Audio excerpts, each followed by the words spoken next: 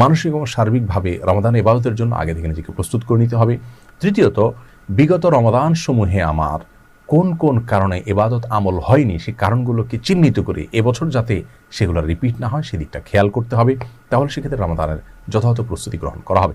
রমাদানের প্রস্তুতির অংশ হিসাবে রমাদান মাসের আমলের ফজিলত কি, বিশেষ করে রোজা এবং সিয়ামের মাসাইলগুলো কি, সেগুলো জানা এটাও রমাদানের প্রস্তুতির অংশ।